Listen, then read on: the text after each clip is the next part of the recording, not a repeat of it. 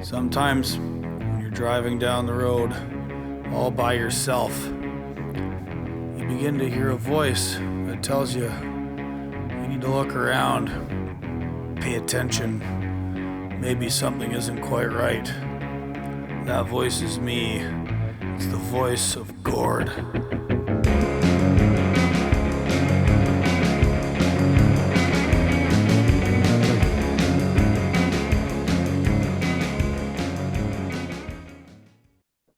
All right, g'day everybody. Welcome back to another installment of the Voice of Gord podcast. I'm Gord. This is my voice. The other voice you're about to hear, I think you might have heard on Lombard Trucking's podcast once, and a new venture that this gentleman's starting with some friends of his. We'll see how that goes, if it goes. You might have heard him on a CB radio somewhere telling you to get out of the way, and or arguing with emergency services people. Please welcome to Voice of Gord, Mr. Old Gooseburger from Twitter. How you doing, Gord? Oh, I'm Good to be here. Yeah, thanks for coming. We just witnessed online here. Today is Thursday, March 14th. It's Pi Day. Oh, it is too, 3/14. Oh, wow. It's the nerdery increases because we just watched Elon Musk do the third test flight for one of his new rocket space contraptions. Yeah, I could almost, if it wasn't overcast, I could see it from the house. That's right. So where's his launch site and where are you? His launch site is like 3 feet from the Mexican border on the coast. Really, that close, like down by Brownsville? It is like right on the border. I know ex-con guy who I think you follow as well, that he used to run product through there. It's right there. It's right there. Right, Boca Chica is right on the end of I guess it's South Padre and all that down the barrier islands there. And I guess by coast straight line, I'm like 250 miles or so. It's about 280 by road from here, just straight down Texas 35 to 77 all the way down. But you're not originally from Texas. No, I grew up in a small town that most of you probably don't know, called Hanover, Pennsylvania. Maker of Utz potato chips and a bunch of other stuff. Snack food capital of the world. Would explain my gait. But you said it, not me. But yeah, we're from up there the first almost 19 years of my life there. Yeah, grew up, and my parents sold the house because we couldn't afford the outrageous taxes, and we moved to Florida, and then it's been a ride ever since. Right, and your folks are still in Florida, as I recall. Yeah, they're still down there. They're kind of wanting to move out here now. I've only been on them for 10 years about it. Yeah, they still live down there. I don't know why. It is a mess. We were there Thanksgiving, and oh my gosh, the traffic and the people and just the craziness of Southwest Florida, I don't know why anybody would want to live there. Even if you're retired, like, I don't want to deal with that. Yeah, it seems that Florida's been benefiting from its own successes, right? Like, yeah, and this has come into sharp relief in the last couple of years downstream of COVID insanity and Governor Ron DeSantis being, one of the better politicians around in rejecting the strictures of the regime and trying to keep Florida normal. And, the sort of flight from places like California and New York, lots of folks moving down there. It was sort of, Florida was already, certain parts of the state were already pretty populated, like before any of that happened.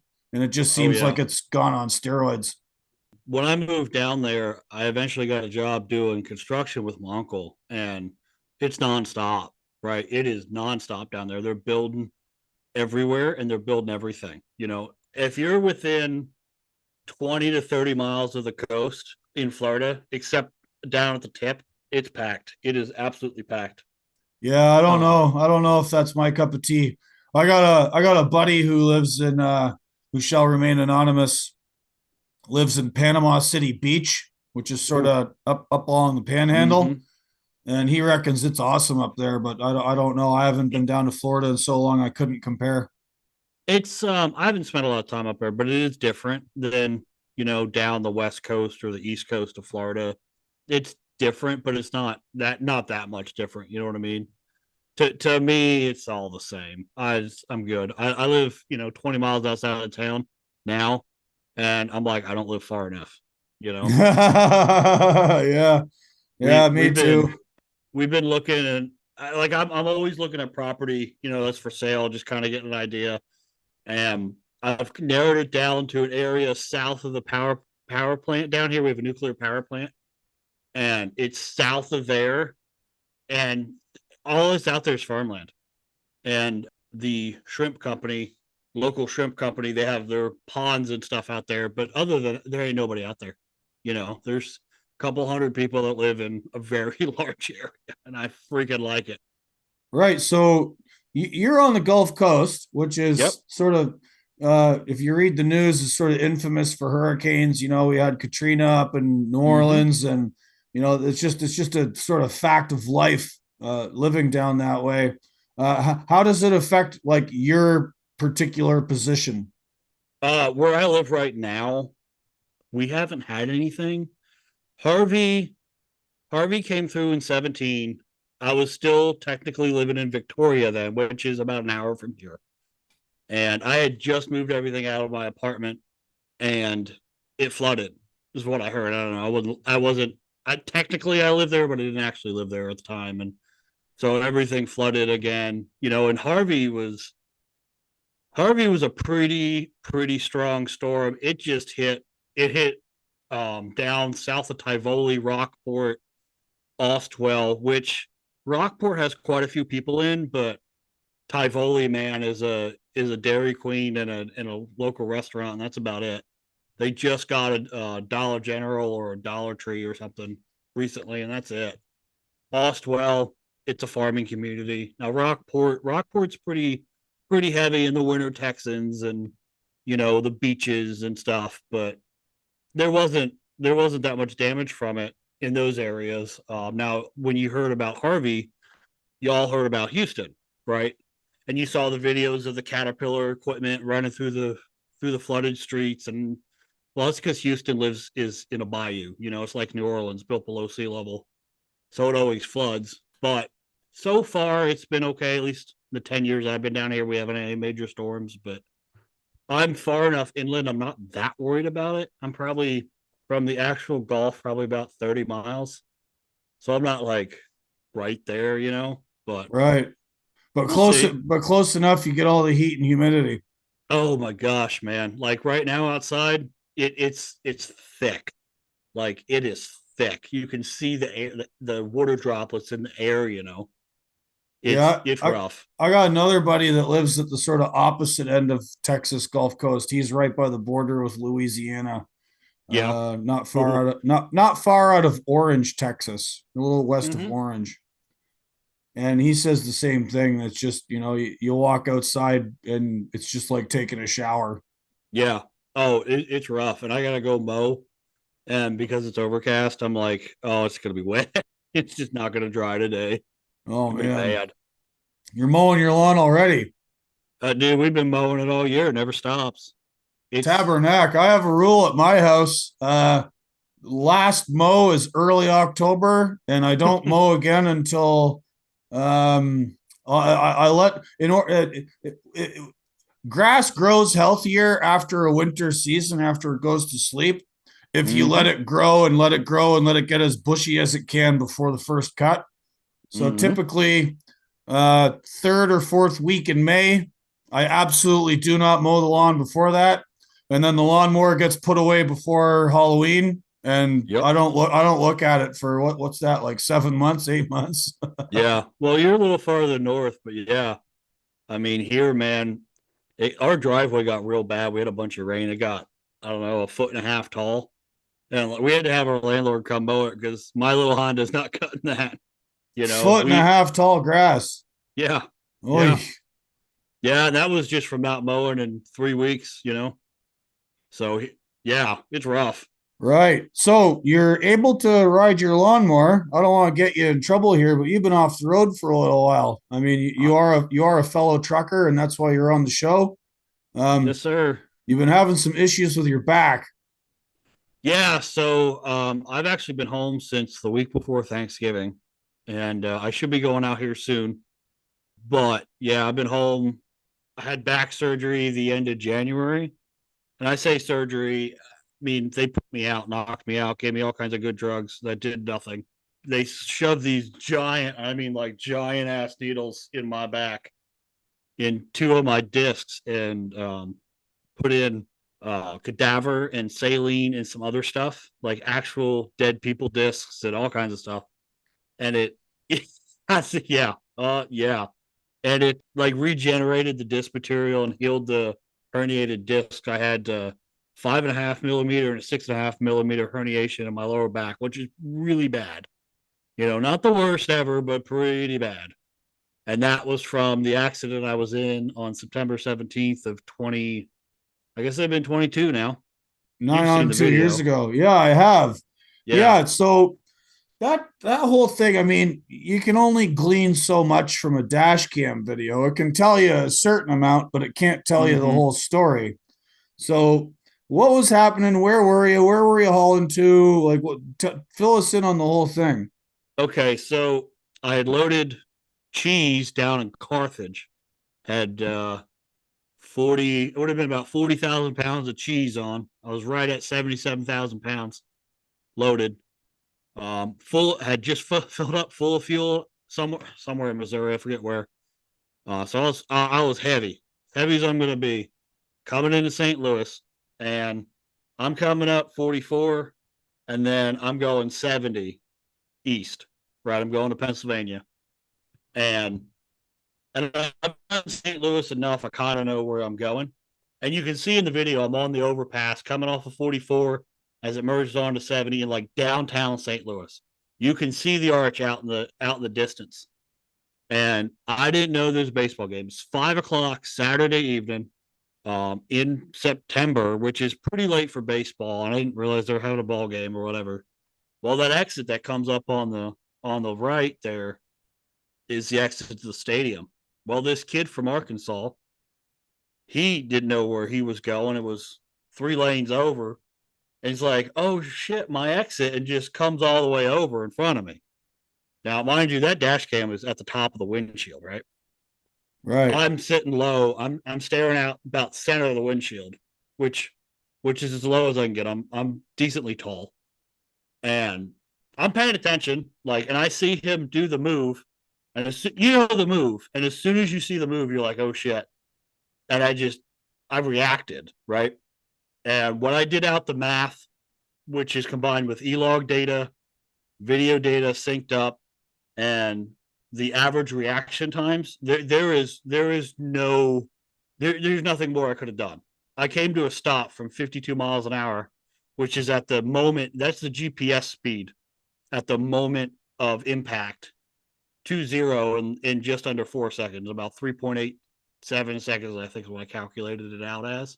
That's pretty good deceleration. Yeah, I would thank you, disc brakes. You Yeah. know, thank you, disc brakes. It broke the arm in my seat. It broke the screw, busted that. That's how hard I hit. I don't know. I can't tell you what my feet were doing. One was on the brake. I think one was on the clutch. Beyond that, I can't tell you. I remember hitting the kid. I remember there was a vehicle down my left side somewhere, or right behind me at that point, and you could kind of see me scoot over to the left a little bit, but there's nothing else I could have done. Now, when looking at the impact afterwards, I hit him square in the trailer hitch on that Durango. Had it been 6 inches one way or the other, it would have went way differently. We could have flipped him over. And if you yank the wheel on a truck, you're going over. Like, it's just, that's what's going to happen. All right. Well, that's why so many guys end up jackknifing or rolling it Mm-hmm. is because it's just physics, right? You got a trailer full of product, and then you have a pivot point, and if Yep. like your steering wheel and your tractor get out of line of where the trailer wants Yep. to go, the trailer's just going to keep going and it's going to take you Mm-hmm. along, you know? Yeah. And I really cut my teeth on tankers in big trucks. And so I've always got that in my head, that stuff sloshing around out back and moving around. You never know what's going to happen. So I still drive like that. I did heavy haul, I did tanker work. Doing reefers easy. Swinging doors is the easiest thing I've ever done as far as driving wise. But that's ingrained in my head. So I'm always thinking about that. You know what I mean? So yeah, I mean, had I turned the wheel, had I tried to avoid, I'd been on my side and they would have kept driving. You know what I mean? And then Always real get a bad piece of situation, them. I had right? the one and only time a safety guy at a trucking company ever said anything that wasn't fucking retarded. No offense, safety people, quit or kill yourselves. This one safety guy said, you know, if it's not a life and death situation and you're not going to kill them, make sure you get a piece. Otherwise, you're going to get the blame. Yep, that's it. Yeah, because I mean, once the police finally showed up, it was St. Louis Metro, which yeah, worthless. They wouldn't talk to me, right? The first cop on scene wouldn't even talk to me. And I got talking to the other two guys that showed up. They're like, holy shit. I showed them the video and they tried to get him to come look at the video before he cut anybody else loose. And because there's other two vehicles involved, he cut them loose and he didn't even want to look at the video when he got to me. He just wanted to get all my information and stuff. And I'm like, no, you're watching this, dude. And you could just see the look on his face like, oh, I fucked up.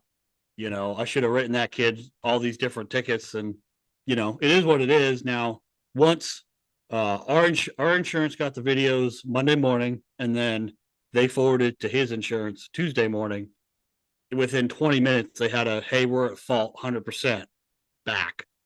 So they claim responsibility. Now, from there, it's been a cluster because, yeah, we claim responsibility, but we don't want to pay anything.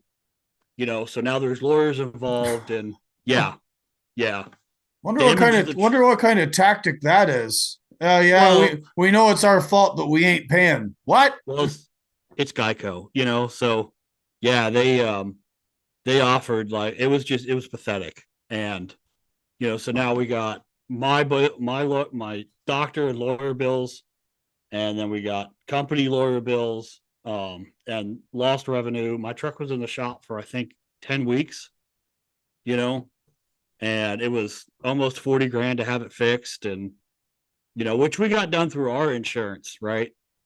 But it's been a cluster, and it is still ongoing. So I'm not going to say too much about it at that point. But Right. yeah, I mean, No. Don't give anything away. Don't compromise your um, outstanding legal stuff. yeah. So like it bent the frame in the truck, cracked the hood. So the cracked the hood underneath, right? You couldn't see it from the outside, but it had one crack on the outside and then all the supports underneath. That hood alone is almost 6 grand from Kenworth. Yeah, I was talking to Jamie Hagan here a little while ago. Mm-hmm. Something happened with one of his trucks, and a new hood from Mac was similar, to something like $8,000 or something. Like Yep. it ain't cheap. What do I want to ask you though? You said it bent the frame. Like bending the frame on a big truck is no small task, No. and I have to imagine that it was less about hitting this guy's Durango and more about the weight of the trailer coming through the fifth wheel and putting all that torque into the Uh, frame. well, where it was bent, I didn't see it. They put it on the frame jig, and they're like, "Oh, this is tweaked," and it wasn't much. It was just a little bit. They said the engine was shifted a little bit and everything, and they just pulled it straight. It was all in that frame rail right where I hit him, because I hit that kid in his trailer hitch on the frame horn. So all that went all through there, and it's still not right. Like if you look at my truck, which is out this window, Yeah. you can tell that axle still isn't straight. It's been aligned. It drives straighter than it's ever driven. Even new trucks off the lot don't drive straight, and it drives better than that. So either I'm stupid. I know I'm not the only one that's looked at it. I'm not the only one that's looked at it. We had our customs guy. He looked at it. He's like, "Yeah, something ain't right there. We got to take it apart and So we'll get that done when we air ride the front, but that's, that's on the back burner right now as we make sure we can, pay the bills and do what we've been doing. So Yeah, once this all gets settled, maybe we'll do some upgrades on the truck. yeah. If there's anyone listening to this show that's not a trucker and they're out there on the road, pay attention because Yeah. even an incident where nobody got killed and everyone could drive their vehicle away, there's still a lot left over that you don't know about. And there's, but never mind the legal ramifications. Your back got all screwed up. You're still dealing with it two Hmm. years later. I have no idea what happened to the people in that Durango, but like, what did happen to them? Um, well, there were four of them. You said they The drove dri- away, right? no, they didn't drive away. They walked away. Their vehicle was towed because when they hit that pickup truck and jumped like 2 foot in the air, it blew the front suspension out. Like that thing was totaled. There ain't no way. And then when I looked up the price of a Durango, I'm like, holy shit, those suckers are expensive. It was brand new, like a year Well, old. you know, Dodge got a lot to answer for, given that their Chargers used to survive all them jumps in the Dukes of Hazard. Now their pickup trucks can't handle the same abuse, apparently. Well, I mean, if you know anything about the Dukes of Hazzard, they didn't actually survive. Yeah, I know. I'm just And joking. then in the later episodes, they use like toy models. I don't know if you knew that they used toy models for some of those jumps. They didn't actually use real cars because they ran out of cars they could find. I was gonna say, yeah, I thought I heard somewhere they went through and filming that TV series. They went through like 66 of those Chargers. I think it was like 300 something. 300. Yeah, I think it was like 312. I think I remember. I'd have to look it up. Oh man, It was a lot. wow. They bought out like every used Charger in the Southeast. I wonder if maybe it was only 66 of them that survived the abuse. I don't It know. I it don't could know have where been, I yeah, don't know where I yeah, got that number. Oh wow, yeah, crazy. yeah. It was a lot of them. Right. Well, anyway, it's not Dukes of Hazard out on the interstate, or at least it shouldn't No, be. And be careful when you're around trucks. Uh, Full situational awareness, everyone. Let's not have anything like this happen to anyone else again. Um, you mentioned hauling tanker up in PA before you headed south. What were you hauling up there? I've never hauled tanker in PA. I was 18 when I left there. I was in college when we moved. I Okay.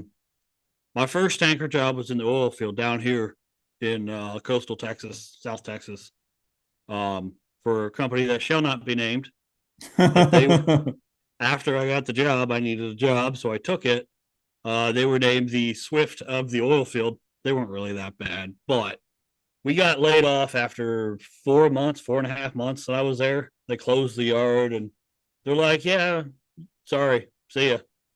Then called us all the next day from one of their other locations. Said, hey, we heard you're out of a job and they cut everybody's pay by 10% yesterday. So and a lot of guys left. Would you like a job? We're like, no, no. So anyway, that's when I got the job at Simplot. And I spent a few years there pulling liquid fertilizer tanker all over Texas and Louisiana and Arkansas, Oklahoma. Yeah, JR Simplot as a company has got a really interesting history, and the guy that Yes, started it, JR Simplot, was Mr. Spud. just this weirdo out in Idaho that never finished school and was just wandering around with a rifle and his dogs and wanted to get Yep, into ranching and farming, and basically built one of the world's largest agricultural empires from nothing. Like, the real literally nothing. the real American success story, Mr. Simplot. And Yeah, I remember reading, because I've been to Australia a bunch of times. Mr. Simplot owns a substantial amount of land in Australia, like yep. F tons of land Mm-hmm. in Australia, and not very many people know that. Like he was interviewed by this newspaper. Oh man, this has got to be 25, 30 years ago. And he was asked about it. And he said, Australia is this great little country and there ain't nobody there and there's tons of land. And I like land. So I went and bought some. Yeah, Yeah, yeah. It's one of the largest cattle ranches in Australia too. I Um, wouldn't doubt it. owns a ton of cattle in Australia, the U.S. They've got places in on all six continents, everybody everywhere except Antarctica. They got packaging facilities in China, and I think they own some nitrogen production in Russia, and it's crazy how much crap they have. I've been through Idaho, I've been through Oregon, Washington. They're huge up there with cattle production or feedlots or whatever. And it's always interesting to see the differences in all the different locations. Because one thing I always felt working at Simplot was, yeah, we're this multi-billion dollar privately held company, right? All over the world, we have all this new stuff and millions and millions and millions of dollars spent. And you know what? We were family everywhere you went. Everybody was family with the company. Everybody cared about everybody, and it was great. It's a great company to work for. I kind of wish I didn't leave, but glad I did.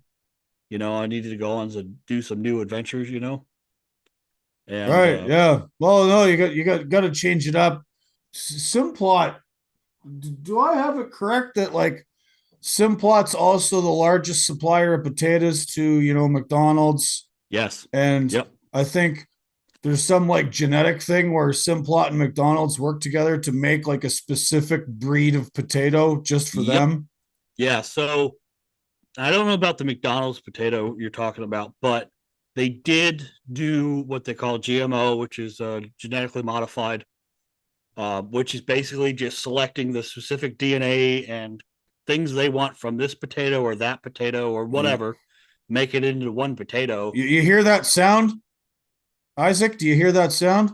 No, That's the sound of all the hippies and natural food enthusiasts logging off. right. GMO.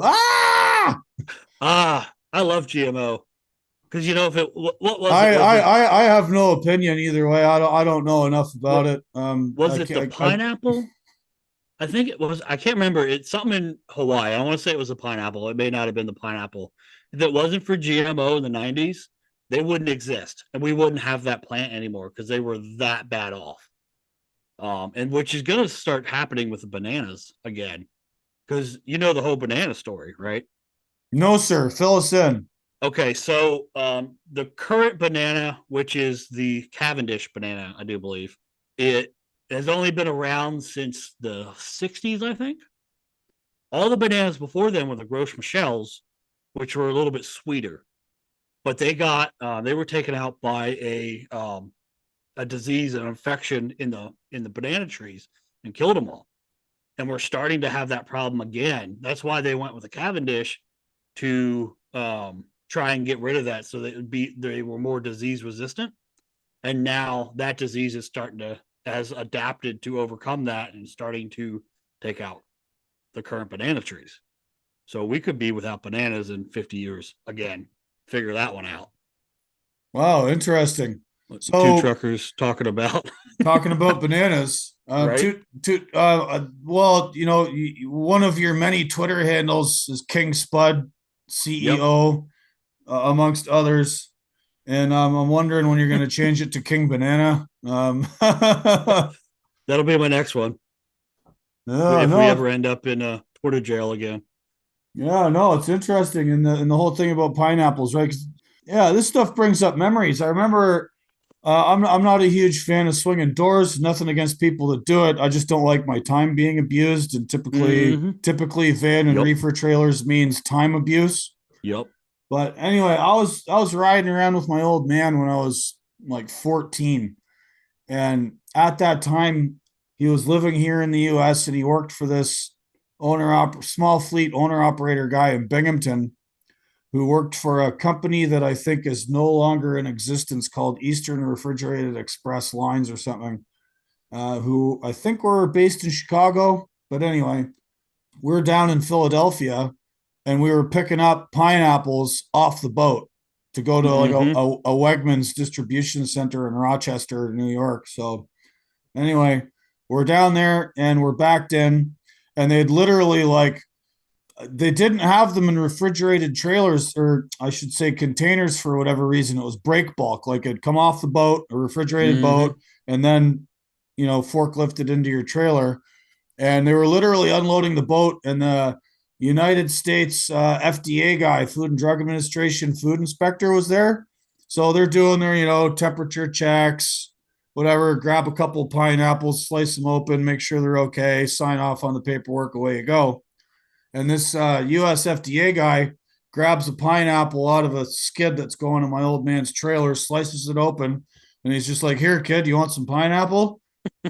This is back in the day when, like, you took your kids trucking, Yep. and you could go on the dock and like nobody cared. Like the safetyism enthusiasts hadn't completely ruined it yet. I mean, Yep. it was starting to happen in certain places, but 90% of the joints I went with my dad, I was allowed on the dock, and I was like his portable lumper. Like if you ever had to break Yep. anything down. So I just remember, I'll never, it's one of those sort of moments, like fresh pineapple right off the boat. Yeah. Yeah. I've never experienced that. And I've hauled pineapple just over here out of Galveston. Hauled a lot of bananas out of there too. And you're right though, it's so different now. Like drivers, yeah, we're allowed on the dock there, but you're allowed to sit here and watch, and that's it. You're not allowed back where the boat is or any of that stuff. And it's sad because when I started doing construction, yeah, we had all the safety shit, but we also were non-union, and a lot of stuff happened that my uncle would take the GC out to lunch, and he's like, "Get this done in the next hour." So we get it done in the next hour. Yeah. Yeah, it ain't Things, like it used to be. no, things, yeah. Here's us old guys yelling at the cloud, and I'm not all that old. I'm only 45. Yeah, I'm not even 35 yet. Oh, geez. So you end up in Texas, and as I understand it, your wife's got a pretty unique and interesting job.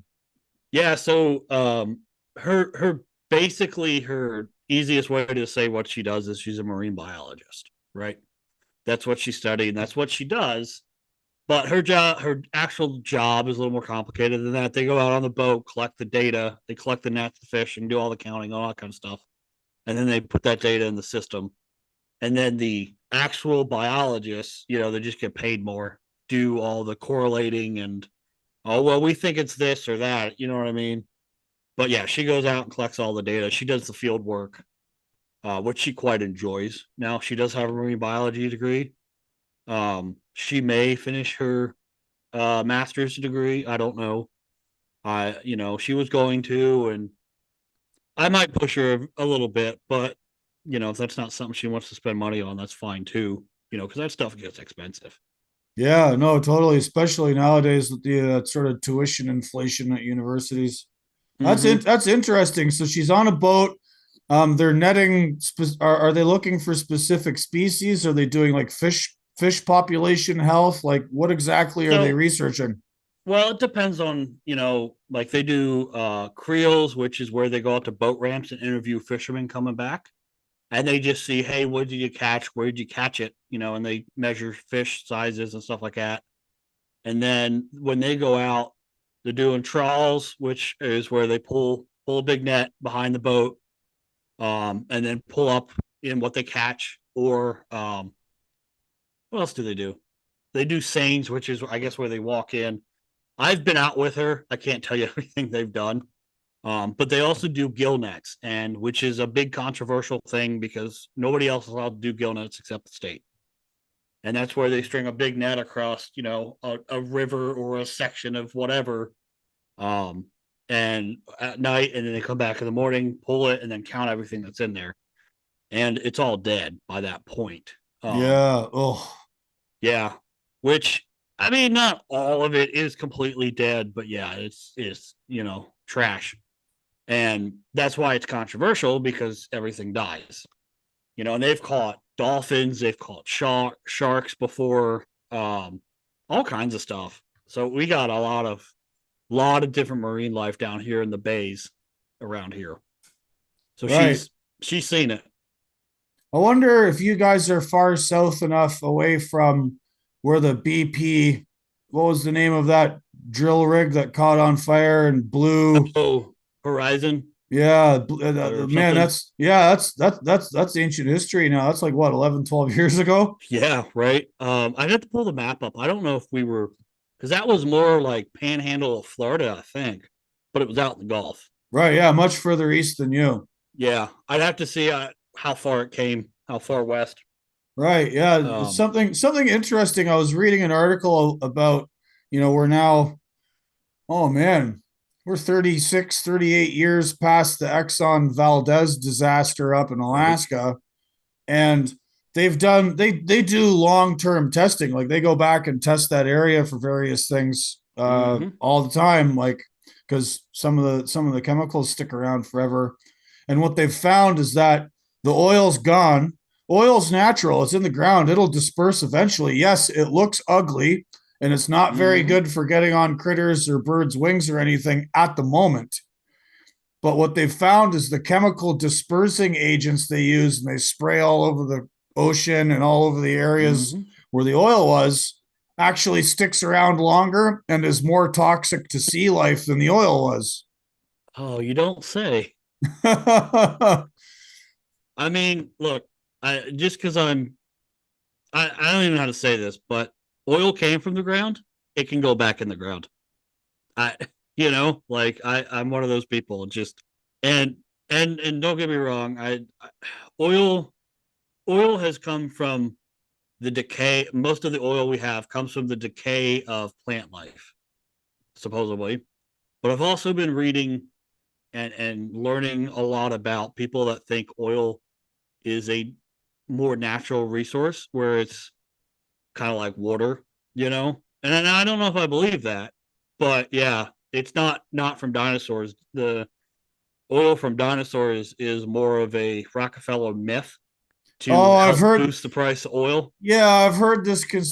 I hate using the term conspiracy theory because it gets applied to stuff that's real and legitimate and is used Right. by those in power to dismiss legitimate criticism of certain things.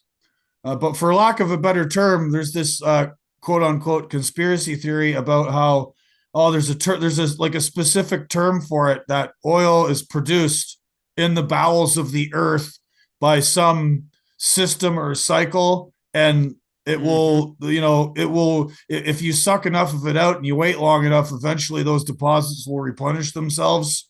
I Mm-hmm. have no idea. I haven't looked into it. I only was made aware of this theory uh, from some people last year, and I haven't had time to look into it. I've noticed various geologist types poo poo it and say it's baloney. I don't know anything about it. No comment. Right. Yeah. I don't know that much about it either. I've been learning about it and kind of just going, that sounds interesting. Is it true? I don't know. It's kind of like listen to the flat earthers. If you didn't know anything, you'd think it was true. Oh, you stand on the shore, and if you're on a beach and you're looking out at the ocean and there's nothing in your way, you can see the curvature of the earth. If you take off in an airplane, you can see it. If you're standing on a boat, you can see it. Mm-hmm. We just saw it on the video camera Yep. installed on the side of Mr. Musk's rocket as it That's got, it. what But was it, like 2 minutes, and it was already like 60, 70 miles above the yeah. surface of the earth. And wouldn't you Yeah. know, look at that big old curve. Mm-hmm. Yeah. I'm sorry, flat earthers. My own eyes are not lying to me. But that was manipulation, right? Like they manipulated that. Just like the moon landing was fake, Yeah. Oh man. Oof. Ooh, boy. Oh, I right? don't think I don't think there's anyone that far out that listens to my show. God, I don't I hope know. not. Yeah, it's it's funny, since I started doing this thing. Like everyone, oh, you're famous now, whatever. I'm like, man, my show averages 250 downloads per episode.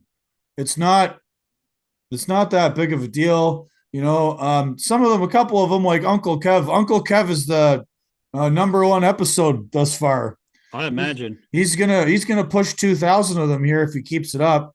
Um, Let me guess. Laura's next. no, no, it's Really? no, no, it goes Uncle Kev. and then a bunch of the ones I did with people involved with the Coots guys up in Alberta.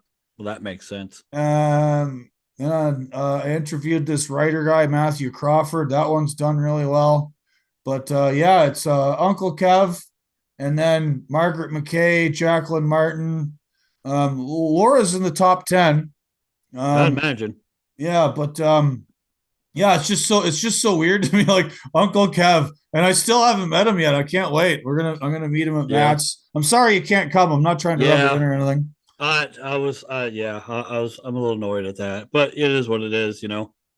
Well, maybe next year. I've been saying that for many years. Maybe next year. Are you going back in for surgery or therapy, or do you got to be somewhere? No, we're waiting on some stuff here with the truck, and so we're just kind of, you know, at the mercy of everything else, you know. Right. So as soon as that comes through, I'll be out of here. You'll be But yeah, back on the road. yeah, at least for a few months. You know, I got to be home in June for her birthday, and we're doing the Houston Truck Show. I got some of the logistics lounge guys coming. They're gonna come for barbecue. Oh, fantastic! Well, that's another one Yeah. thing you're famous for posting on Twitter is your barbecuing photos, specifically the preparation of your steaks. Well, they're not steaks; they're All kinds of things. yeah, they're brisket. Brisket. I do a lot of ribs. Do a lot of spare ribs. We did tomahawks for our anniversary, and oh my god, prime tomahawk, man, melted in your mouth. All right, fill That's me in. What's the tomahawk? What do you mean with that term? so a tomahawk is a piece of beef rib meat. Okay, got the rib. They cut it and they give you the bone. So it's a meat lollipop. Is what it is. Yeah, it's this it's I've this big rib cut. the term meat lollipop applies to something else too. Well, it tastes a lot better than that. I can tell you that. How do you know, sir? What do You you don't just want to know. what did you just admit to? It's All all that right. time spent driving plastic trucks. Oh boy. Oh, I don't want to get into that. So yeah, the barbecue. There's a lot of debate out there if you're a foodie about the various styles of barbecue across America, right? You got your Texas Mm-hmm. barbecue, you got Kansas City, you got North Carolina. There's all these different methods of barbecue. And I haven't traveled a whole lot in the South. Most of my OTR trucking in the United States was a long time ago. And I don't, I haven't been to Florida in forever. I went to Texas, went to Lockhart, speaking of barbecue, went to Ooh. Lockhart, Texas a couple of years back, and apparently there's like these three really awesome barbecue joints Yep. Yep. in Lockhart, and I had some barbecue there. It was fantastic. Maybe you could tell us, and for those listening who don't know, what's the primary difference between what you do versus other Texans versus other areas of the U.S. as far as barbecue style? So basically, what I've gotten into doing is I've been doing this for a little over a year now that I've had the pit. I've always been into barbecue, but I really have gotten into it in the last year or so. And basically, the barbecue I do is what we would call Central Texas in the Texas Triangle between Houston, San Antonio, and DFW. That's the Texas Triangle. And that's where That Lockhart's in that triangle. that's where Lockhart is. That's where Bastrop is. I mean, that's where Snow's Barbecue is, which is run by a little old lady from Giddings, and it's some of the best chicken you'll ever find. I Where's have not. Snows? What town's it in? Snow's is in Lexington, Texas. They're only open on Saturday mornings, I believe, and I have yet to be there. But even Aaron Franklin says when he wants barbecue chicken, that's where he goes. And Aaron Franklin's like the god of barbecue here. Um, Right. I've heard of Snows. I've heard that name referenced in barbecue. yeah, it's some of the best. Currently, the Texas Monthly Top 50 barbecue joint is Goldie's Barbecue in Mansfield, Texas, which is outside of Fort Worth. It's actually right down the street from the dump I used to go to quite a bit when I was working for Fort Worth. But they've got apparently the best brisket, ribs, whole 9 yards. But basically, what I do is Central Texas style, Coastal Texas style is pretty much the same thing. but we also like to differentiate ourselves from up there, because So we're when better. you say Central Texas, like, are we talking the preparation of the meat or the Yes, cooking time? Like, all of it. So what we do here is basically a dry rub, which is a salt, pepper, garlic. I use a 16 mesh black pepper, kosher salt, which is coarse ground, like chunky salt, and then add a little bit of garlic into it, garlic powder or fresh garlic? garlic powder. So everything's dry. So you can just you mix it, you leave it until you use it, and you spread that over nice and perfectly. I don't use usually any kind of binder, which would most people use a mustard binder because it doesn't leave any flavor. I have used some barbecue sauces before, which gives it a whole different level of taste. But it depends on what you're doing. If you're doing like a brisket or pork butt, something like that, you don't need any of that. You coat it real good, throw it on the pit. You try to rack your pit between 225 and 275, somewhere in there, and you go until it's done. And done for barbecue is like 203 degrees internal temp, which is overdone for beef, right? Your beef to me should be done around 135, 140, 145, somewhere in there. Well done is 165. This is like super well done, but it's not that shoe leather taste that you get with well done steaks. It's this like melt in your mouth, smoky. It's hard to describe. It's just it's an orgasm in your mouth. Is basically what it is. It is fantastic. And if it's all done just right, you don't need knives. You pull the bones right out, ribs or whatever, slides right out. Oh, it's so good. Right. So square the circle for people listening to this that you say you compare it to well done because if you take a steak and you well do it, it's tough, Mm-hmm. right? So Yeah. the difference with like doing a brisket or ribs on the barbecue at that high temperature, it comes out soft, which is sort of counterintuitive to how people understand well done steak. Well, okay. So when you're doing a steak, when you're doing a steak, you usually doing it in a pan or on a grill at 400 or 500 degrees. When you're doing barbecue, you're not doing anything more than about 275 degrees. That's the upper limits. 250, 225 is the temperature, and it's long and slow and low is how that meat doesn't you don't lose its moisture, right? And when you're smoking, sometimes I use a water pan if it's a little dry out. That's just a pan placed in there that evaporates and keeps the moisture high. Once you get to the stall point, the stall point on like brisket or whatever is about the 160, 165 range. Once you get over 170, you're through it. And what that stall is, that's when that water is evaporating out of the meat.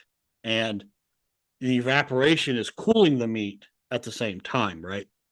So as that water comes out, you need to replace it. So sometimes I use tallow, sometimes I use lard, or you can spray it with an apple cider vinegar, and it's just to replace the moisture content that you're losing. And I guess that's the difference. I'm not an expert on this. I have no idea what I'm doing. I watched some YouTube videos and it's come out great. I have no idea what I'm doing, but this is basic science, I guess. Yeah, I'm gonna have to take your word for it. Speaking of yeah, I'm boiling maple syrup on my stove. Ooh. Well, what happened is so my brother-in-law and I, so we got 26 acres of woods out behind us. It's like my in-laws, it's all in the family. Mm-hmm. And we started tapping maple trees over there this year. We haven't done Oh, it nice. before. And so we're doing a sort of pilot project. We found three really nice, healthy maples, tapped them. They've been producing really well. It's early, but like it's been a pretty warm, I should say warm. It's been a mild winter. Mm-hmm. And we've had two maple syrup boiling parties where we like boiled it outside. Wood, big old pans, like we kind of made a cinder block type oven thing and we just Mm-hmm. boil.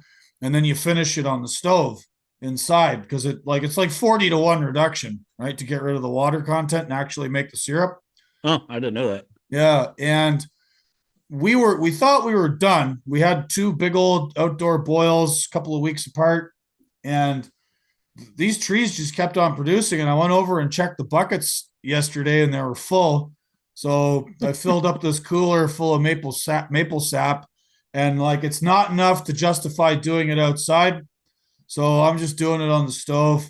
So Hmm, while everyone's out of the house and I can get away with like the smell, I'm boiling sap right now while we're recording. there you go. I didn't know that's how you did that. Thought it just came out of the tree and there it was. No, it comes out. It's basically like water. It's like it's almost it's sweet water. And Mm-hmm.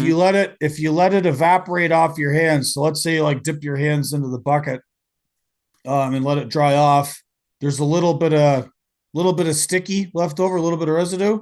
Yeah. Um, but the sugar content is really low. So what you have Hmm. to do is concentrate it. So you just boil it off, boil it off. Mm-hmm. And back in the day, like when I was a little kid, I lived north of Toronto for a couple of years. And our landlord, we lived out in the woods, this little tiny place called Dwight, which is kind of near Huntsville and Algonquin Park. Mm-hmm. And our landlord was this crazy, awesome old guy. He was a pilot in World War II, fighter pilot, flew Hawker Hurricanes for the Ooh. RAF, fought in the Battle of Britain, shot down German bombers. Like, yeah, Wow. yeah, like legit OG. And Mm-hmm. he had a bush plane with the two pontoons on it tied Yep. up in the bay off his property. But anyway, he was just this crazy old coot, and he had like a OG black iron cauldron hanging underneath the like log tripod posts with a chain, Yeah. and he would Uh-huh. literally just get a huge fire going, and he would just have me and my sister like run around and pick up the buckets and dump them in the cauldron, and he would just spend a whole day boiling maple syrup. Nice. Yeah, and I, him and my dad would drink whiskey, and me and my sister would make the syrup. damn. I'm not huge into syrup. Maybe once in a while, but like if I'm having pancakes or waffles, man, just butter because syrup's all sticky and stuff, and it's just I've never been into it. Right. Well, you got to be careful if you don't know. So a lot of syrup that they sell at restaurants, Mm-hmm. depending on how low quality of a joint it is it's high fructose corn syrup with maple flavoring. It's not the real Right. stuff. Yeah. And I understand why they do it because the real stuff is pretty expensive. Well, Making maple yeah. making maple syrup is actually a pretty energy intensive because you have to boil off so much water. So Yeah. like Sounds like it. no, my in 2 days of boiling outside and then finishing it off inside on the stove, like basically 2 full days of boiling, we got not quite 2 gallons. Wow. Yeah. Wow. So the return on investment is not that great. It's more a social thing. And Mm-hmm. to, we've got the wood. I've got tons of firewood lying around. It doesn't cost us anything other than our time. But Right. it's like, we made maple syrup off of our own property. Yeah, we didn't get very much of it. Yeah, we spent better part of a Saturday doing it. But like we stood around and drank beer and shot the shit and hung out Yep. by the fire while we were making it. Who cares? It's Yep. fun. Well, that's the thing about barbecue is it you're hanging out with your friends and just have a good time. Drink beer and smoke some meat. Same thing. Yeah, unfortunately, my in-laws are vegetarian, so I'm Oof. gonna have to live with the maple syrup. Oofta. Oofta. Yeah, I gotta no seriously, dude. I gotta come down to Texas again, visit you Yeah. guys just to get my meat intake back up. Right. Yeah. You know you're welcome anytime here. We got an extra bedroom and everything. So All right, um yeah. no, As like I grew up on my grandmother was big into king syrup, which originally was from Baltimore and which is high fructose corn syrup or whatever. And I got a bottle of it in the cabinet. I brought home one time for her, and she likes it every now and then. But yeah, it's too much sugar. Like I know I drink a lot of sodas and stuff, and I'm fat, but I really don't eat that bad. I mean, barbecue, steaks, potatoes. Like I don't eat that many sweets or sugars or whatever just because of that shit. All that processed food, man, ain't good for you. no, it isn't. Yeah, if you do the Lombard thing, cut out the soda and start drinking water, you'd be amazed. Yeah, yeah, that's rough. I've tried. I'm gonna have to do it though, because I could stand to lose a few pounds. It'll be easier on your back. Yeah, that's what they say. That's what they say. Well, this is the thing. As you get older, like you know, just imagine your skeleton is like the frame rails of you as a truck, and Hmm. it's gotta transfer all that weight down to the suspension, and Yeah. it's just easier on everything. The less weight there is. So, Yeah, in that case, I need to go back doing construction because I was a lot lighter then, did a lot more activity, you know. all right, how will you be competing with the Mexicans? Dude, I used to outwork them. Used to outwork them motherfuckers. When I was pumping concrete, man, like as the pump operator, your job is to run the pump, start, stop pump, take care of all that stuff. Your job is not to run the hose. And you have the guys run the hose. Well, they would get lazy because other operators would run the hose and I wouldn't do it. I was told specifically don't do it. And they get lazy. I'm just like, give me that damn thing. And I'd finish the truck out. I mean, I'd throw a 4-inch concrete hose over my shoulder. That's 4-inch inside diameter, right? That weighs probably 300 pounds over my shoulder and pour a slab, right? When those guys are dragging around with hoses on the floor, I throw it down and be like, look, that's how you do it, and walk off. And then they get back It on the, they get back on the beat there. And yeah, like I don't miss doing that stuff though. That was hard work. is. No, being a concrete guy, a buddy of mine in Edmonton's a concrete contractor, and in the season from April till Mm-hmm. November, he's nonstop and he's fit as a fiddle. There's Yeah. no fat on that guy. Yeah. Yeah. I mean, I did that for 2.5 years, and then I became a demo guy and quite enjoyed sitting in a machine, and not having to do all the physical labor anymore. But Yeah, demo. I often wonder when I drive around and you ever know you notice like when you go out for a drive in the country and you see sort of derelict properties, and I don't mean because mm-hmm. they're like from the 19th century. I mean like in recent times because Yeah. the family came to hardship or moved away or whatever, or there's some question about ownership or an insurance problem or a tax problem. And Mm-hmm. there's just some old house out in the countryside. It doesn't even have to be in the countryside, could be in town. Oh yeah, And we got lots of them. nobody's lived there for 10 or 20 years and it's fallen apart, but Oh yeah. you can't do anything about it because there's like some legal thing, like there's a tax Mm-hmm. problem or an insurance problem or a lawsuit that hasn't got figured out yet, or there's an absentee owner, Mm-hmm. whatever. And there's just some old building and you're just like, man, you gotta knock the motherfucker down and start over again and tidy the place Yep. up and it would be a nice property, but you Yep. can't. Yeah, we did a lot of that. While I was working for Billy Neighbors in Dallas, that's what we did. We did like all the abandoned houses or whatever when they get gentrified, and we'd come in, knock them down, clean them up, and then they come in and build new shit. And I like, yeah, it's nice to see shit like that get cleaned up, but then to realize you're taking these lower class neighborhoods where people could barely afford the crap they got and turning them into multi-million-dollar homes, it's kind of like, I don't know if I agree with it, but I'm getting paid, so whatever, you know.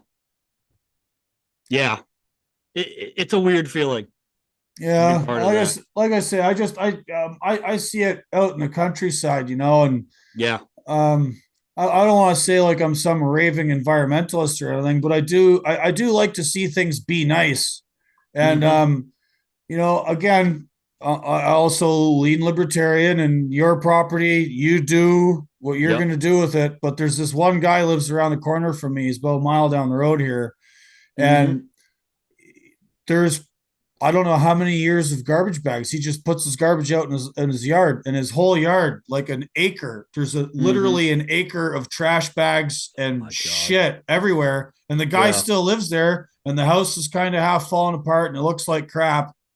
And Mm. it's not a matter of like monetary or financial poverty. It's poverty of spirit, and that Yeah. really drives me nuts because spirit is free, Mm-hmm. right? You don't have to pay anybody for it. You just have to have it or figure out how to get it or figure out Yeah. whatever blockage is in your mind from getting with the program and, treating the earth and your little slice of it with some respect and Yep. honoring that by not throwing your fucking garbage bags all over the place. But you can't do anything about it. It's his property, Right. whatever.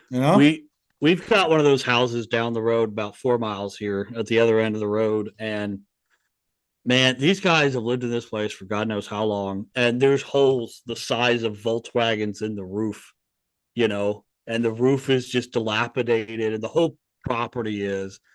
And they lived in there up until just recently. And they bought this like derelict fifth wheel camper that looks just as bad that I think they're somewhat staying in sometimes.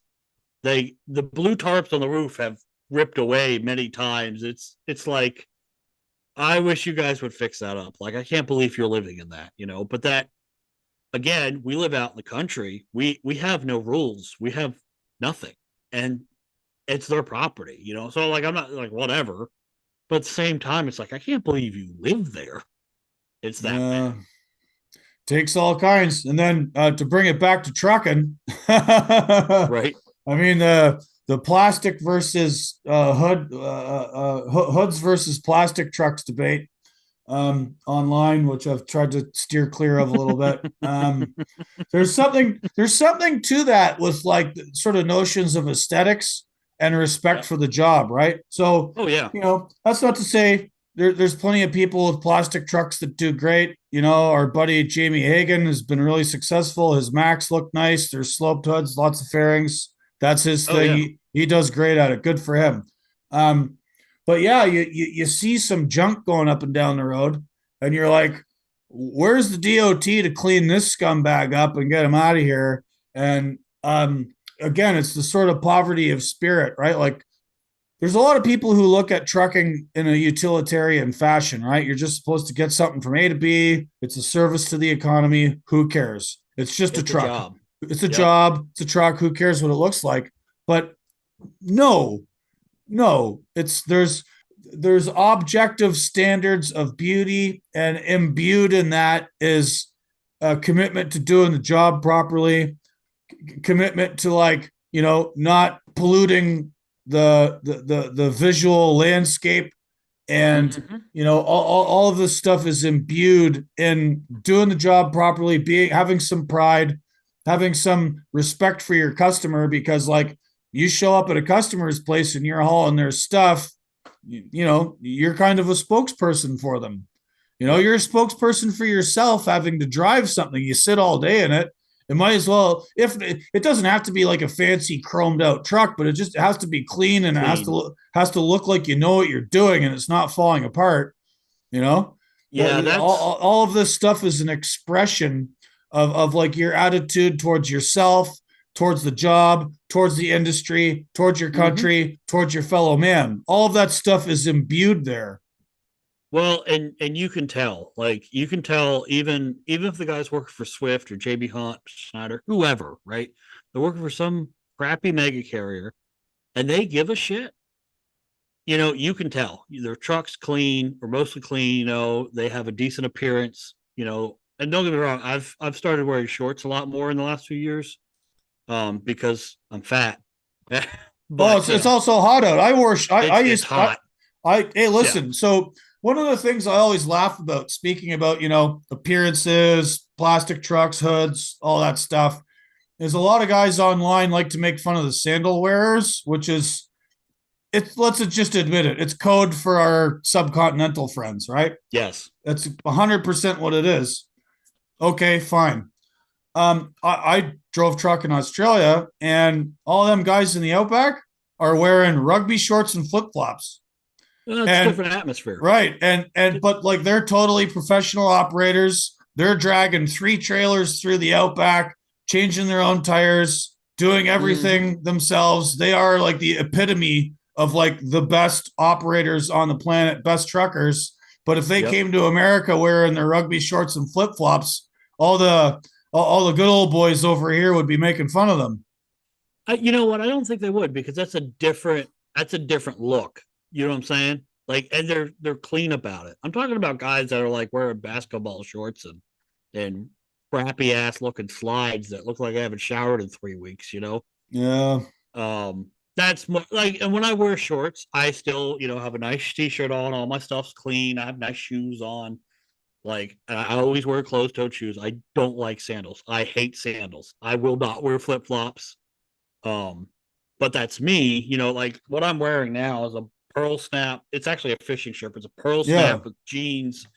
I used to wear this all the time, Pearl, but a pearly snap or some other kind of button up collared yeah, shirt. They're not that expensive. nope. Yeah, Wear these are that. like $20. Wear that with a pair of jeans, or if it's like hot in the summertime, some like cargo shorts. Mm-hmm. Just look neat. Just like, Yeah, guys, just this is it's not decent. hard. It's not hard No, to look neat. Like you see these dudes like the track pants and the yeah. sweatpants, and they just kind of look like slobs and like Mm-hmm. slides. Oh, If you wear slides outside of your home, there's something wrong with you. yeah, especially at a nasty, dirty truck stop. Oh, Oh, oh. oh, Like, my shoes come off at the door and they get put in one spot, and that's it. Like, I don't wear shoes while I'm driving. I don't yep, wear neither do shoes in I. the truck. Like, the back of my truck is clean. Sometimes it's a bit of a mess, but it's clean. Like, I wipe my walls down because I've got leather button tuck all over that truck, and I won't cook in there. Something we mentioned on Twitter earlier. I would like no, it ruins the truck. uh, You know, like I might make a sandwich or something, and I might eat in there once in a while, but it's rare to even do that. You yeah. know, but yeah, Uh, you just keep a clean appearance. I mean, I don't understand what's so hard about that.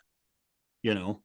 yeah, and again, it gets back to the, there's something I remember when I was a kid reading about this about like French society, like in Mm-hmm. French culture, French, not necessarily Quebec, but like it's an extension of it. But like Right. in France, everybody dresses up nice for the most part, or at least they used to, and Mm-hmm. there was an idea in French culture that like it's not about trying to like be a snob or look better than the next person. The idea behind it is that like you have a social commitment to the rest of your community to look nice so that Yeah. when you're on the street, you're out and about, if everyone looks nicer, it just makes life better, right? Mm-hmm. Because you're all hewing to this particular standard. Now you're going to have like deviations on that or dress nicer or whatever, but like in general, if everyone looks good, it makes everybody feel better about themselves and feel better about the community you're in and the world you live Mm-hmm. in, you know? Yeah. And I think, and like I said, I don't want to come across as like a snob or looking down at people, but like it's just better for everyone if your like landscape, the view around you is Mm-hmm. nice. And if you Oh yeah. contribute to that just by not being a snob. You don't even have to dress fancy. Just be clean and don't be a slob. That's the minimum That's standard, you know? right. I mean, look at the U.S. back in the 40s, 50s, 30s, 20s, whatever, when most men wore suits, or had a particular type of dress for their profession. Like my grandfather was a carpenter. What did he wear? Pearl snaps and freaking jeans, or button ups. And like he was a carpenter. Then he was what do they call it? General contractor guy, big guy in charge or whatever. And like that's just the look. Like, and that's what it should be. There when you see pictures of guys doing drywall back in the 50s, they have a fucking tie on most of the time, under their overalls. And then when they take their overalls off, they put their suit jacket back on and drive home in their pickup truck. We don't do that Wow. anymore. No, no, that's crazy. No. Hanging Yeah. drywall with a tie on, even that. Whoa. Well, and then have you ever seen a drywall hammer? You know what I'm talking about? The I always thought they were like Indian tomahawks growing up, but they're a small headed hammer with an axe on the back, and it's so you can cut drywall and form it and shape it and whatever you need to do with it. They were doing that stuff by hand, wearing a tie and their suit underneath their work overalls. That was the thing. And Wow, man. now it's just you got some illegal, wearing a wife beater and some basketball shorts hanging drywall or whatever. It's not the same as it used to be. No. Yeah, which, you know, there's something to be said for the maintenance of standards, even down to something as sort of basic as the job site, hmm or driving around, yeah, Um, my pickup is 26 years old now, and yeah, it's on its third paint job. I yeah. live in upstate New York, and salt on the roads and rust and all that. But like, hmm you know, I kind of don't want to drive around in something that looks like it's falling apart. It's Right. not my truck's not the fanciest thing on the road, and it's not whatever, but like it's clean, it's black. hmm There's not any rust on it. Like Yeah. I try and need, look nice on the road, like just a minimum basic niceness. like, I bought that flatbed I have from a friend of mine, and it used to actually be a Simplot vehicle. I drove it when I worked there. Well, the bed, flatbed, was all rusted out over the wheel wells, from being parked in a salt environment in the built salt, the potash building or whatever. So I, fixed it up a little bit and I threw some paint on it, just from Tractor Supply, some tractor paint with a fence sprayer, right? Instantly classed that vehicle from a 3 to an 8, you know, and I've been thinking about just painting the whole thing like that. Just maybe just paint it all black. And because the hood looks terrible, right? The paint's cracked. I mean, it's an old farm truck look, but you're right. Like, first of all, I hate white. Second of all, I hate a cracked hood with all paint all cracked because it's early 2000s Dodge paint, as thin, watery thin as they could get it. And yeah, I mean, you're right. Like, I don't want to drive around a beat up pile of crap. Even even if it is a beat up pile of crap, I want it to at least look nice. You Yeah, know, little effort goes a long way. hell, my W900 sitting out there it hasn't been washed in I think since October. Yeah, I know. I can't wash it here. I can't wash it here because the water's so bad. But it doesn't even look that bad because it's ceramic coated. So it's got a little dust on it, but that's it. It actually looks 100 times better than anything else out on the road right now that hasn't just recently been washed. Yeah, I remember our buddy Charles Gracie over at Oh F3. yeah. His Oh his Ford pickup's got that ceramic whatever mixed in with the paint. yeah. It's a coating that they put on afterwards, and it fills in all those little peaks and valleys in the paint that you don't see, and it makes it glass smooth, and all the dirt and stuff runs off, the water runs off, and I'll tell you what, that's the best thing I ever did to that truck. Is when he bought it. I'm like, dude, ceramic coat it, and he did. Paid $1,000 to have that thing ceramic coated, which is freaking cheap. Yeah, sounds it. Um, the place that did it was like, we'll honor this because we said we'd do it for $1,000, but we ain't ever doing this again. They go rent a lift and everything to get up there and do the roof and all that stuff. And they're like, yeah, oops. Right. So once Big Wheel gets back on the road, you had a really nice post that I put in one of my Substacks about the nice thing about being independent. You can choose not to go to certain places. You can choose not to go to New York or Laredo or wherever you don't want to. I Mm-hmm. mean, insofar as that there's work availability that you can still make those choices. But where are you heading to? Who's your big customer, and like how are they dealing with the fact you've been off the road for this long? Well, our big customer is still being serviced by the boss man. Um, he's actually on that load right now. He should be done by now this morning. But um, otherwise, we work a lot of spot market. I haul a lot for Robinson. I have a few other guys I work with quite a bit. I don't think they've noticed I've been gone. I'll be honest. Just kind of Oh, like, yeah, right. no, But it's also a little bit of a down market right now too, right? yeah, February saw a little bit of an uptick, but other than that, it's been pretty crap. Um, so hopefully by the time I get back out the end of this month, things should be on the up and up a little bit. I hope. I'm Oh, hoping to go haul for our customer. Been doing that for 15 years, once a month. Pays really good.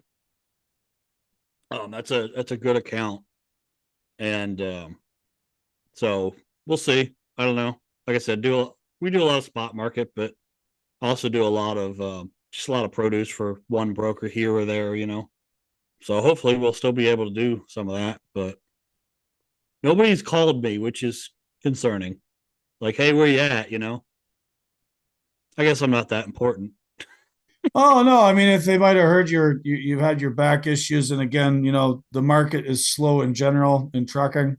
There was an article in Freight Waves the other day about it having hit bottom, or maybe it was our friends at Freight Caviar. I can't remember. I don't Yeah, I know. I saw don't know that. about that. I don't. I don't follow freight market news as closely as I should. Hopefully things get back and better for everybody. I try and my sort of mission, as you know, is more about policy and what we can Hmm. do to make things better for the guys actually doing the work rather than the work or the market itself. But Well, it'll be interesting to see if we have actually hit bottom. Because what is it? The FMCSA is supposed to be releasing that speed limiter mandate if they're going to do anything about it. I think in what, May, and that's going to cause a stir. If they actually do that, that is going to cause a big stir. yeah, which is one of the things I like to point out. Trucking is not monolithic and it's different from place to place. Mm-hmm. And you can see uh, the culture of countries reflected kind of the sort of stereotypical attitudes in places and their relationship to their governments is sort of reflected in trucking, right? Like um, in Australia, they have, I don't know that they have mechanical speed limiters as such, but like their enforcement's real hard. Like it's Mm-hmm. 100 kilometers an hour and that's it. And the state of New South Wales has got these like safety cam things everywhere that take a picture of your license plate and they measure it from place to Yeah. place. They have a computer system like, oh, you averaged 102 kilometers an hour. Here's your fine, and they just send it to you in the mail. Yep. Um, they're very controlling like that. And then you have Canada where they have mechanical speed limiter legislation in Ontario and Quebec, and they just passed it in British Columbia. Um, Lovely. so yeah, and not people complain online, people write articles, oh this sucks or this is stupid, but nothing happens. The government doesn't listen. Right. America's a different place. It is. America's a different place, and because there's so many owner operators and small companies that are run by families still, and those types of folks don't take too kindly to being told what to do by the government with their own property. Yep. Um, it'll be interesting. The head of the FMCSA resigned recently. Oh God, what was her name again? Robin Hutchison, and I I think can't keep up. yeah, and I think part of the deal with her exiting was there was some bill in Congress, and what they were trying to do was to get the speed limiter mandate put in as part of this bill, Mm-hmm. and the insertion of that mandate into this bill was defeated by a bunch of Republicans. Thank God, Right. and that that speed bump, pun intended, in getting that legislation put forward is thought to be one of the reasons that Hutchison stepped down. She wasn't Really. fired. She wasn't fired, but I mean, it was pretty obvious timing that the defeat of the speed limiter insertion, and then like her resigning not long afterwards. It was pretty obvious that that's why she went out the door. Huh, I Um, did not know that. yeah, I mean, it's speculation, but Yeah. Well, I'll be honest. You're right. There's, what is it? 87% of the trucks on the road are owned by three truck or less companies, and probably more than 50%. I'm gonna say probably 60 to 75% that they aren't gonna follow that rule if it comes out. They are not governing their trucks, they're not turning them down. They may drive a little slower to get avoided, to be avoid speeding tickets, but they're not doing it. right. Well, You one of know. the reasons they want to do this, I mean, they say it's for safety, they say it's for this, they say it's for the environment, they say all kinds of things. But here's a lesson from what happened in Ontario, because one of the things that was not explicit when they were proposing the legislation, but you could see it in the commentary of officials and other government agencies who were involved, was that, you know, the Ontario Provincial Police didn't want to enforce what the real problem was. And what the real problem was following too closely, right? And you see Mm-hmm. this all the time. You get these yahoos that are like drifting off the bumper of a car in front of them. And, you know, when you're doing that at 70 plus miles an hour with a rig, you look bad. And it does look bad. And if anything goes wrong, you're going to kill somebody. And I don't Yep. got no time for the tailgaters. Yes, the people that drive slow in the middle lane are a problem and they should be dealt with too. And I get it. However, patience is a virtue, and you know safety is legitimate. But the cops said they didn't want to have to enforce it. Oh, we don't want our officers at risk standing on the side of the road dealing with, you know, speeding trucks or speeding whoever. And that gave it away. They don't actually want to enforce the laws. They want technology to do it for them, right? Yep. So basically, the cops are saying, we just don't want to have to pull people over. All right, well, if we want to reduce roadside interactions, if we have mechanical speed limiters forced on everybody, then that achieves our compliance without the cops having to do anything. Well, then they need That's part of what they're saying here.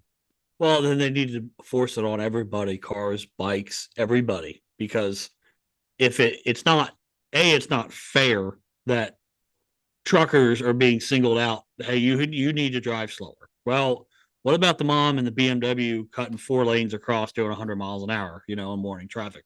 What about them? They, you know, they're usually the cause of the accident. Is the four wheel. You know, Yeah, we that's know this, yeah, but no, nobody that's in true. Congress seems to care.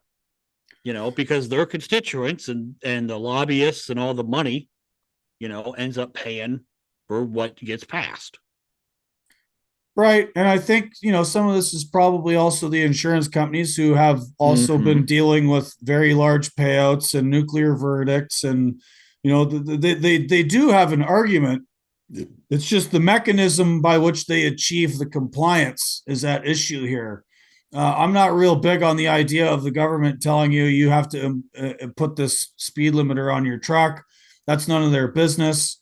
There's times when you can go fast and it's perfectly legitimate. Like if you know, nice, uh, nice summer night going across 80 in eastern Wyoming or Nebraska when there's nobody Yep. around. Um, Yep. you know, if you want to do 80 mile an hour there, that's up to you. I mean, I wouldn't, but you know, that's I mean, that's the speed limit, you yeah, know. that's perfectly safe, right? Yeah. Yeah. Um, I the issue is again, they want technology to enforce compliance rather than making people better, or rather than like admitting that you know maybe some people shouldn't have their license, maybe some people are not cut out to be driving. There's just this Yep. idea that we all have a God-given right to drive, which I used to sort of believe in. Like I kind of you know I lean libertarian and the government shouldn't be telling people what to do. However, out on the road, the reality of the matter is that there's some people that just shouldn't drive. Right. No, I agree. Like my own sister. I mean, she'll be 39 this year and still doesn't have a driver's license. You know, and she probably should drive. You know, it's just a fact of the matter is some people should not be driving.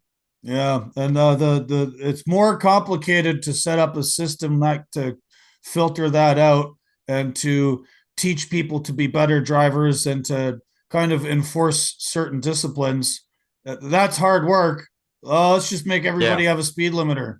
Right. And you know, there's something fundamentally anti-human about that too, right? It's just the government telling everybody, you know, we just don't trust any of y'all, so too bad, you know, which Well, is it's socially gonna be corrosive. it's gonna be interesting if they actually enforce it because I mean, look, you have to speak English to get your CDL, right? They don't enforce that. They don't enforce that, do they? No. No, you So can see. Well, this is the thing, right? You can see what the government really wants, what their objectives really are, and what they really care about by what they mm-hmm. choose to enforce or not Yep. to enforce, right? Yep. Choosing to not do certain things is as revealing as what you choose to do. Mm-hmm. And one of the things I see online, between like, Dooner and the Freight Caviar guys and everyone else is like almost daily there's some new news about a dodgy CDL school that they had to bring the Yep. licenses back, or Yep. someone got busted, some cops got busted for handing out fake CDLs. And it's like, man, why doesn't anyone crack down on that? Like that's Because they don't care. that's right. There's a choice, and by choosing not to enforce that stuff, Mm-hmm. that's also a choice, and that also speaks volumes to what they actually care about. Well, it's like when I lived in Florida, you can go down to Tice Avenue, and for $100, you could pick up all the right paperwork you needed to be a citizen and have a driver's license and all that stuff, like right to work paperwork and all that stuff. So for a price, you can get a job, and prove that you're a citizen or whatever. And it ain't right, but nobody enforced it. But everybody knew where to go. Everybody down there knew where to go to get your paperwork to get a job and a social security number and all that other stuff you needed to have. And nobody enforced it. Nobody went and said, "Hey, we got to close these places down," because they didn't care, and they still don't care. Yeah, no, nice. The whole speaking English thing, I think, was part and parcel of what we saw with all these guys getting snowed in on Donner Pass. Yeah, Was that last week or 2 weeks ago? couple weeks. Yeah, I think. Yeah, and it's like, you know, news reports, weatherman, signs on the road. Mm-hmm. There's multiple points at which you would have heard about the fact that California was expected to get 10 feet of snow up in the mountains.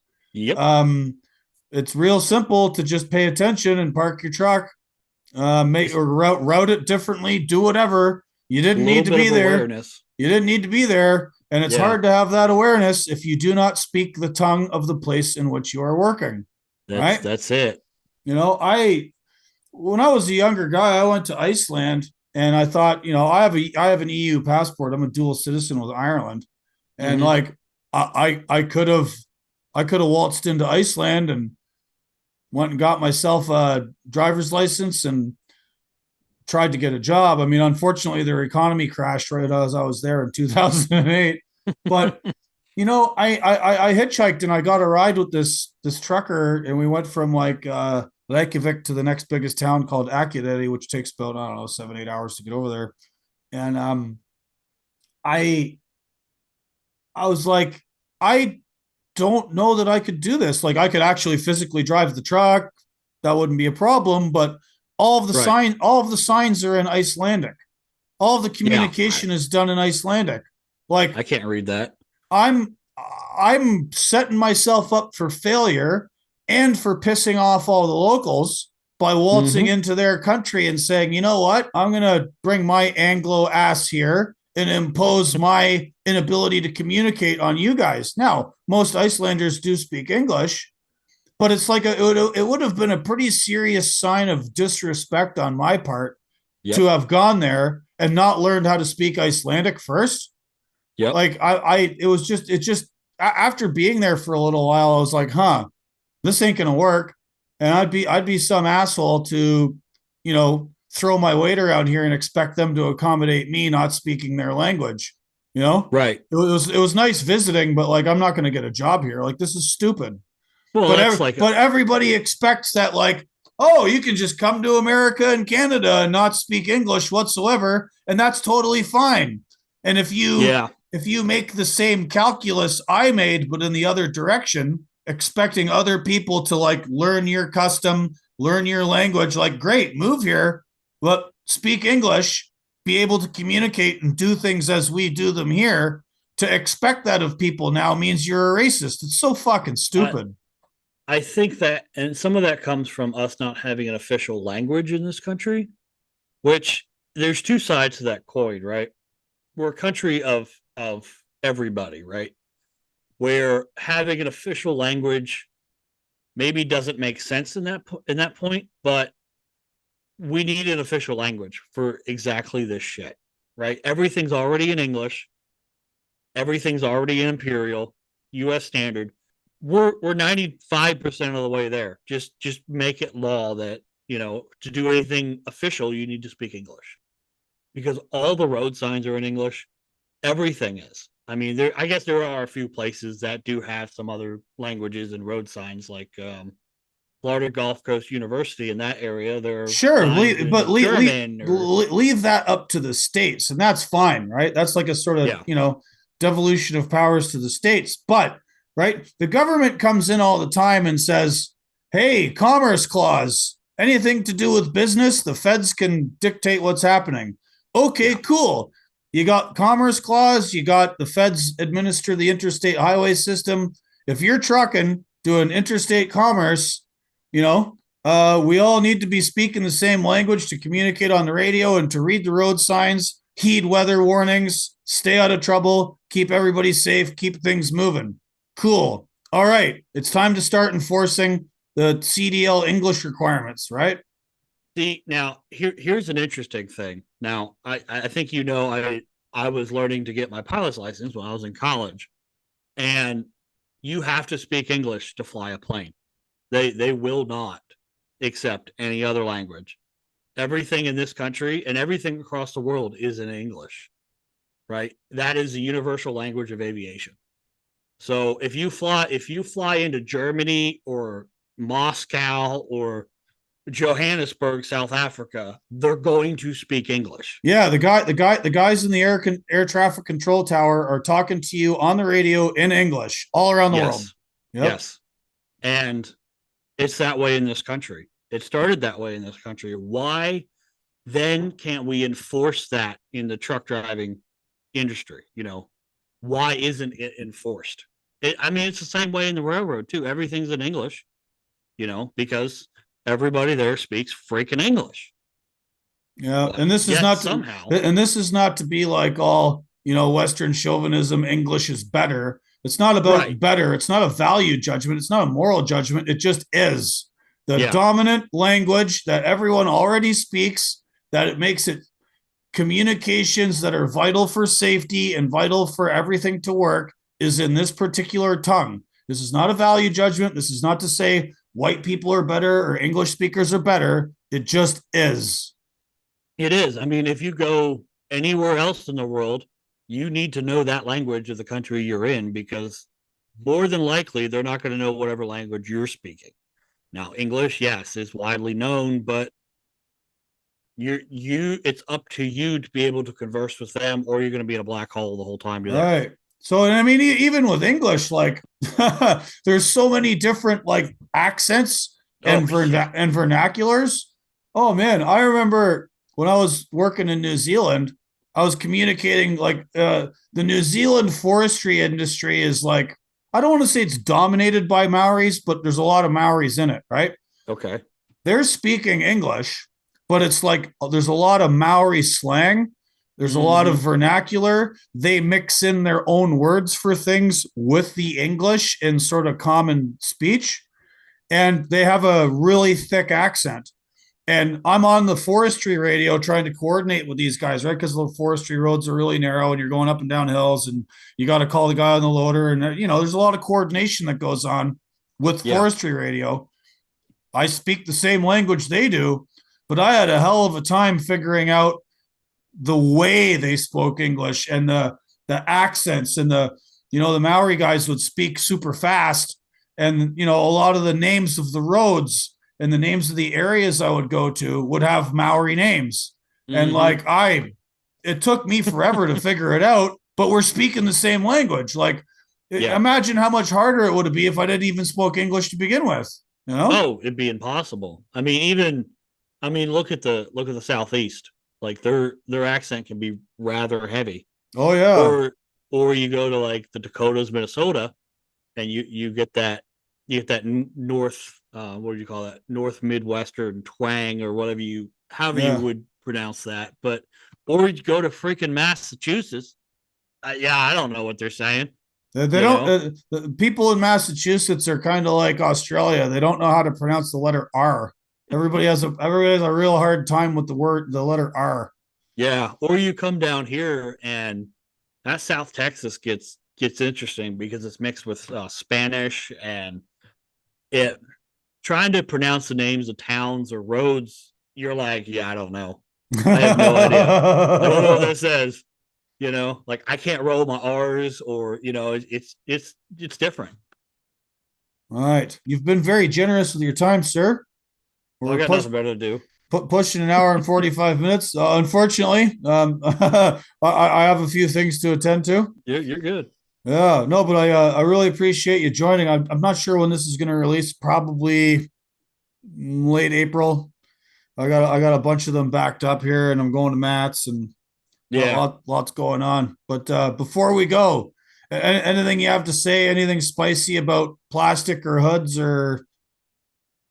Well, hoods are definitely better. I'm a hood guy for life, and if you drive a plastic, I'm sorry. All right, spicy trucking Twitter take for y'all. All right. Been a good time being here, and thanks for having me. Yeah, I no. definitely have another story one time though that you will love. I didn't get a Yeah. chance to get to that, but No, I think there's another one that's awaiting some other yes, there's resol that one, there's and then resolutions. there's another one that's kind of similar to that one, but I All can right. talk about that. Right. Okay, well, let's put a pin in that then. We'll get you back on, and once all of that's resolved and discussable in a public forum, Yeah, we'll have you back on, and 10-4. maybe we'll have some more hood listeners or something. I'll try and drum up some more business while I'm at Matt's. In the Yeah, meantime, when you do get back on the road, me Casa Su Casa, you find yourself in upstate New York again, you let me know. will do. 10-4.